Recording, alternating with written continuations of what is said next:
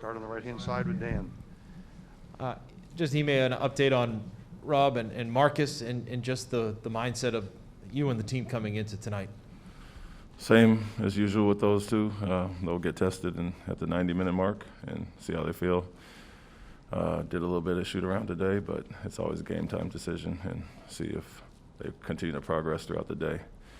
Our mindset is to come out and be aggressive like we did last game, respond well to wins, and not just when our back is against the wall. And we've been in this position before, Game 6 against Milwaukee, and so we understand Miami's mindset coming out and have to match that intensity, sense of urgency, and physicality they're going to bring. Ime, speaking of being aggressive, Derrick's really thriving in that short roll position that he's been playing in for a lot of this series. Says he didn't do a lot of that early in his career. What do you kind of see that made you put him in that position? Poor defender, and them wanting to stay on Jayson and Jaylen.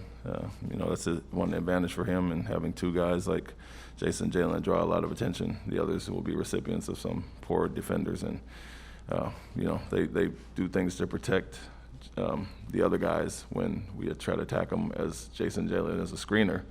So we like to put our others in that position and see how they're going to defend it. And a lot of times those guys slipping out. Marcus has been really good at it. Derrick has picked it up pretty quickly, but a lot of times they're committing two to the ball. You just have to make the pocket pass and have numbers behind it, and he's really good at that. And on the topic of just how locked in the team is, Grant said this morning he texted you at 4 a.m. after Game 5. Is that a common thing going on right now with the team? Is everyone just kind of reaching out?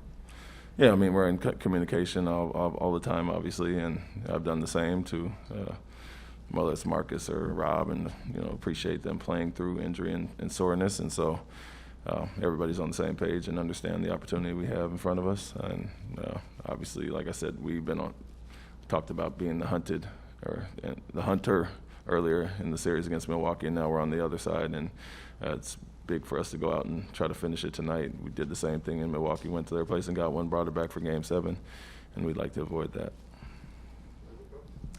Ime, just looking it up here, as late as January 16th, this team was in 11th place. During the toughest parts of earlier in the season, could you ever have imagined that you'd be on the verge of the finals? We weren't even thinking that far down the road, honestly. We were thinking about getting healthy, understanding and the system that we were trying to put in place, and we always had glimpses of success, and so we were just trying to be consistent with it for the most part, understanding that we were really good defensively all along, offensively trying to get our guys on the same page and get them to understand what we needed from them, and so that was the goal at that point. But we did see good things early on at times, just up and down, inconsistent a little bit, but we were always optimistic. If we got healthy and our defense would carry over, offensively we'd continue to improve, and the good signs were that we played really well against the big teams. We had some poor losses against some of the lesser teams, but for the most part we're competing against the best teams, and that bodes well for the future. And I think we finally flipped the script, got healthy at the right time, and here we are. Ime, given that a few of the guys have had a tendency to try to do too much in this series, do you think there's a possibility that they try to come out a little too hyped to try to close this out and maybe get out of what you're trying to do? How do you combat that?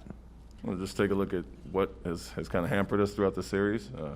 Miami's going to play the way they play, and take a look at last game, our first half with the 10 turnovers and giving up offensive rebounds and playing in the crowd. It's pretty simple. If we do that, we struggle at times offensively, and then when we get it down to 5 turnovers in the second half and the ball is moving, it's night and day offensively. So guys understand that, still have to be strong with the ball, understand they got guys with great hands, and they're not going to give up on plays. And so when Jayson and Jaylen do that and did that in the second half, it was night and day offensively. So I wouldn't say come out too hyped. Understand it's going to be a long game and continue to wear teams down like we did Game 4 with Brooklyn and Game 7 with Milwaukee.